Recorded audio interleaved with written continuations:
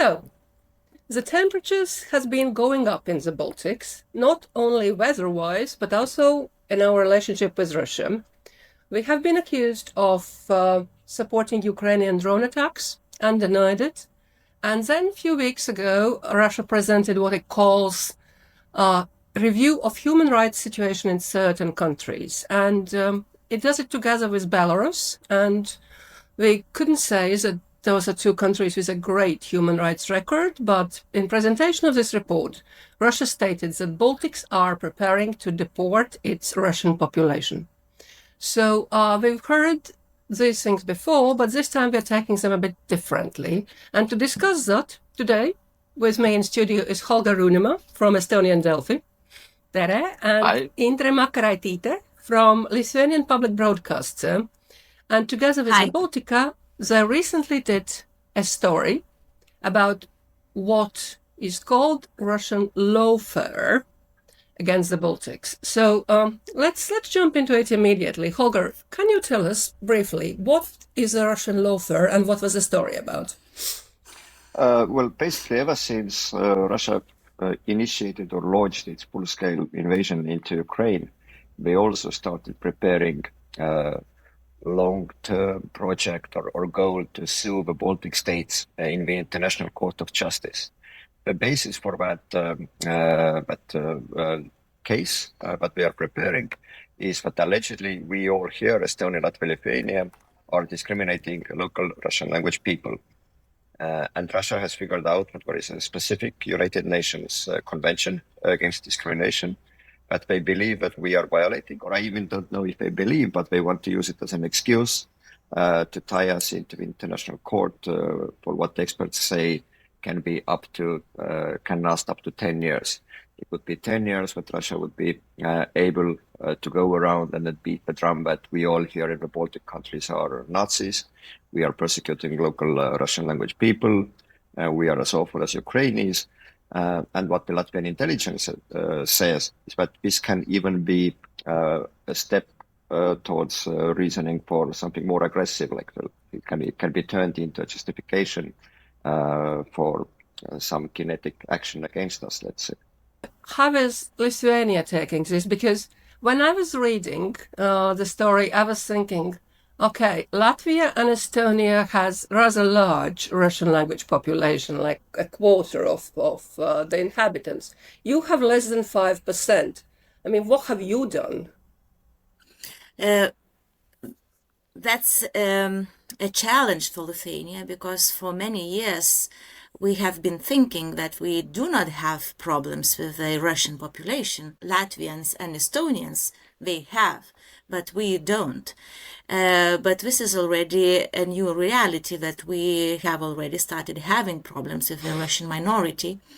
And the Russian minority doesn't know that they have problems, with ethnical discrimination, though the Kremlin thinks that they are discriminated.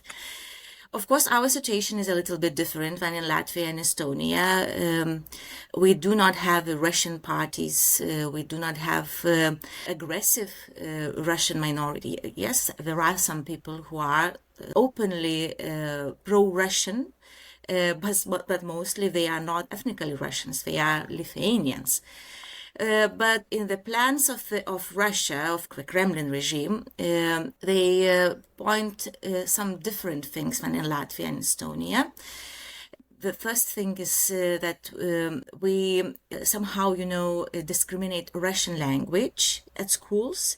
It's difficult to base this argument for Russia, because there is a tendency that families do not want to bring their kids to the Russian schools. That's why the numbers of Russian schools, they are becoming, smaller and smaller, but they take arguments, from all the corners and put into the one basket.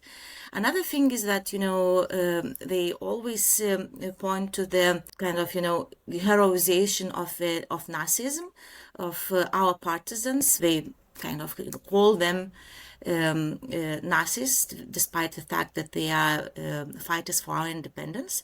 And of course, the old topic Holocaust.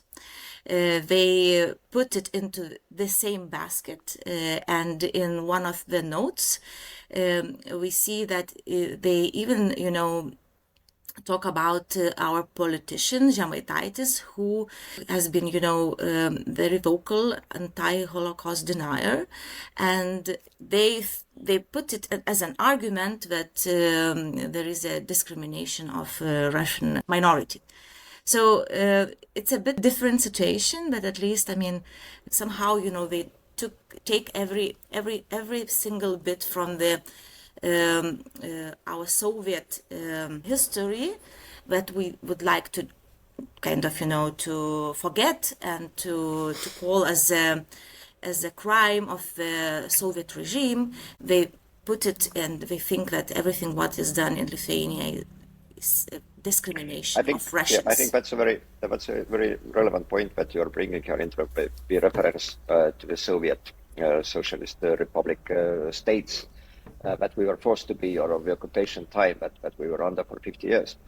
But I think that we have been talked to many sources, and we have been able to understand how Russia is building the legal case here against all the three Baltic countries, probably in different litigation. And I think that in all cases they are using the that time constitution of the Soviet republics as part of the reasoning. In Estonia's case, we were referring to paragraph Article 34 in the Soviet Estonia's constitution that said that all minorities or nationalities should be treated equally, and so on. And that's in essence, that's something really absurd to do, because as we all know that we were occupied, all the Baltic countries, and one of the Baltic countries voluntarily joined the Soviet Union. And in 1991, when we were able to restore our independence, it was a continuation of the pre-World War II republics that we restored. So we also built our constitution on that time, on the pre-war independent Estonian constitution. So all the arguments that Russia is using or building, they are kind of distorting the historical, the actual historical truth and the narratives, and talking to people about it. I think it's sometimes even makes you laugh about all the arguments and examples that they are bringing, but they are cherry picking any type of quote given by any politician, some fringe parliament member, where they are saying something about Russian language or Russian-speaking people in Estonia. They are using the smallest, most pointless quotes and then sentences that they think should show how the state has systematically and then strategically been discriminating against Russians. Can I add? Because, Sure. For example, the topic of the Holocaust has nothing with Russian ethnicity at all. Lithuanian Jews who were murdered, of course they were murdered, 99% of Lithuanian Jewish community that was murdered in the beginning of the Nazi occupation, and of course Lithuanians also collaborated, and we still have that question very open and painful. But Lithuanian Jews, they have never spoke Russian language. They had their own language. Yes, in Vilnius, for example, they knew Russian language because, it was lots of minorities in Vilnius. But Lithuanian Jews has never been Russian-speaking people, and they put it into the, into that, basket of arguments against or showing that, Lithuania systematically discriminates Russian ethnic minority. Yeah, but guys, the thing is, we know it. We know that we were occupied, and Soviet constitution has absolutely nothing to do with restored states. We know that our Jews were not Russian Jews, but they were our Jews, and we have gone through that process. We know that people could get citizenship if they passed a language test and swore that they are being parts of these societies. That's a regular procedure now in many countries. We know it. But then, if you live very far from the Baltics and you read those accusations, they look like a proper basket cases because of, fringe politicians and all, and some social media users and something. So when I was reading first about this lawfare thing in Latvian intelligence report, what they were pointing out was, this case is just one of the parts of the puzzle of that lawfare. The rest is to find the friendly countries as far from us as possible, in Latin America, in Africa, educate their judges, educate their lawyers, have a sympathetic ear in the international institutions, and then turn the Western legal institutions against ourselves by going to, country is murdering people at the moment in Ukraine, and at the same time it says we are going to international law court to talk about discrimination of Russians, and it feels absurd to us. But I'm not sure it actually feels that absurd, far from us. So the countries have a lot of job to do actually explaining what all of this is and what Russia is trying to achieve. But my question to you is, how seriously are your countries taking this? I think it's difficult not to take it seriously, but it's also a little bit like a conundrum of like how to react to it, because like what precedes submitting the legal cases against you to the United Nations International Court of Justice is that there is a long line of exchange of diplomatic notes. It's the same notes that Russia started filing or submitting to Tallinn, Riga, and then Vilnius already in spring 2022, and it's going on until today. And in those diplomatic notes, they present all the same allegations that we have been talking here about, and then many more as well. And then you need to respond to the notes. And then the question becomes that, like, how detailed do you want to go into debunking or alleging against claims that are ridiculous, that are politically grounded, and that were actually the outcome, the desired outcome of a claimant might be something totally different. But you can't ignore it. You need to respond. But like, how nuanced and detailed do you want to be? And as I understand, there is a little bit of a difference in approach. It feels to us, based on our reporting, that Latvia has been the most thorough in responding, like bit by bit and then bite by bite to the allegations. And maybe Estonia and Lithuania, they are responding to the allegations as well, but maybe in a little bit more broad sense. And so far, like what we need to say, so far, no claim has been submitted yet. So we don't know if or when it will be coming. We presume that they will do it. We know that Moscow has hired a prominent law firm, which has experience in similar debates or legal cases on international level. They are helping compile the cases against the Baltic countries. And we know that Maria Zakharova has said publicly that by the end of this year, they want to have the cases prepared, basically. So we will live to see. And before the cases are actually filed, there is only so much that you can do. Maybe the approach in Lithuania or Latvia is a little bit different, but in Tallinn. Well, we are a legalese country. We are a very legalese country. We live on the process, like we document every single thing in this country. So I'm not surprised that if we were kind of responding more. But what worries me a bit on this is, this is going to be a long legal process if it starts. It's going to be a costly legal process. The people who are helping Russia to assemble a case is known to all of us. They were working for Russian propaganda before the war, arriving here and telling that we were original Nazis and all this thing. There's absolutely nothing new in all of that. And I also think it's, what I found interesting is that what the purpose of the whole thing is. One thing is to drag us into a long dispute where you can say on every international platform that, we accuse you of being Nazis and discriminating. Another thing which the Latvian intelligence wrote was to put a pressure on Western leaders with all this legal warfare to change a position towards Ukraine, not supporting Ukraine. That doesn't work for us. To soften sanctions, that doesn't work for us. To finalize this conversation, Indre, what do you think, what the purpose is for all of this? There are different signals, for example, from our diplomats. They take it seriously, but they think that Russia attacks Latvia first.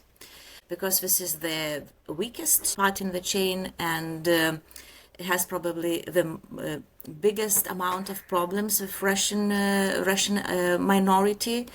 And the Russian minority is very politicized in Latvia, particularly, less in Estonia, even least in Lithuania. And they think that, Latvia has been attacked for the last several months very harshly by Russia, and the drones, Benza's attack at the Security Council, that was taken in Lithuania with a very, very big, as a very big warning to Latvia and to the Baltic states.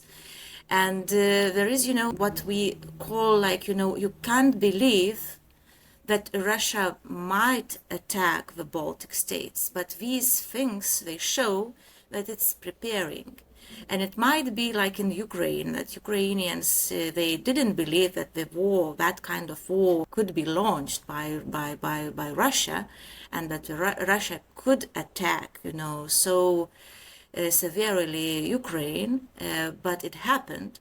And same might happen with Lithuania, Latvia, and Estonia, that we don't believe that these are the, the steps of preparation for more serious actions from Russia. So this is one approach. Another approach is that Russia does everything systematically for many years. This is nothing new for us, but they publish history books of Latvia, Estonia, and Lithuania. They falsificate history. They put and they give to the audience, not only the local audience, but to the international audience, their view to our history. They do not stop with propaganda campaign. They do propaganda and have been doing it for many, many years. They use the same topics. They use the same narratives, and they create their kind of their attitude toward the Baltic states. And Russia has resources. They have time, and they do create, they pave the way for more serious actions. Well, so one of those books was again published recently about our history, and as our historian, one of our historians said, if we don't write our own history and don't publish, somebody else will do it for us. So I think this is what is happening at the moment, kind of building the case. As was Chekhov who said, if you have the rifle in the room, at some point it's going to go off. So I think they're just building that rifle, and the question where it goes off is it goes off, as the physical protection of allegedly discriminated or just a legal thing. We just don't know. But we know it's happening, and we know that the new thing is this court case in preparation. Holger, I see that you really want to say something, so go on. I have so many thoughts what I want to say now. I know what you want to end this podcast. But I'm not so sure about if Russia can actually use or plans to use the court case as a reasoning to start something more military to defend their compatriots' rights in Estonia, Latvia, or Lithuania, for example. Because first of all, Russia has never needed reasons like this. They can always create one themselves. But secondly, if they choose to do it, and that if they want to follow this kind of legal formalistic approach, then I would look at the optimistic side of this. The experts are telling us that a case like this can last for 10 years. So how could you start whatever military incursion into another country to defend your compatriots' rights if you don't have the United Nations Court of Justice verdict that says that they have actually been discriminated? So I would play on that card. But I think that the main goal is not so much the final outcome of a verdict, like the 5 years or 10 years from now. I think the main goal for Russia to do it is to make the Baltic states' voice in Europe, in the European Union, and in NATO less credible. I think this is the absolute main goal that Russia wants to do, especially in supporting Ukraine, especially in promoting we're raising military budgets in our countries across NATO, and then so on. And the final point that I would want to make is that I think that this is another case where Russia is using the Baltic countries as a test ground. We know that back in 2022, they sent the initial diplomatic notes to dozens of countries across Europe. And after that, they focused only on the Baltic countries to proceed with preparing the legal cases against them. We've seen it with so many different things, with sabotage, with disinformation, with cyber attacks, but they use the Baltic countries as test ground. Then they adapt, they make their lessons learned, and then they expand it to other countries in the West. So this is something that the other countries in Europe should be prepared for as well. So, all right, let's finish on this note. So this is educational podcast about Russia's intentions on International Criminal Court, which starts with the Baltics, but at some point may reach other European countries as well. So look at us, see what we do, see how we live, and learn, right?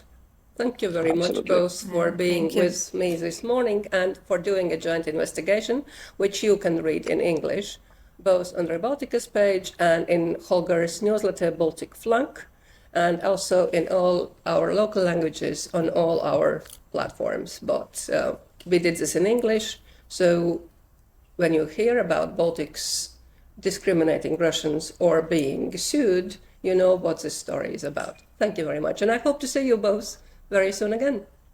Absolutely. Bye. Absolutely. Bye. Bye. Thank you very much.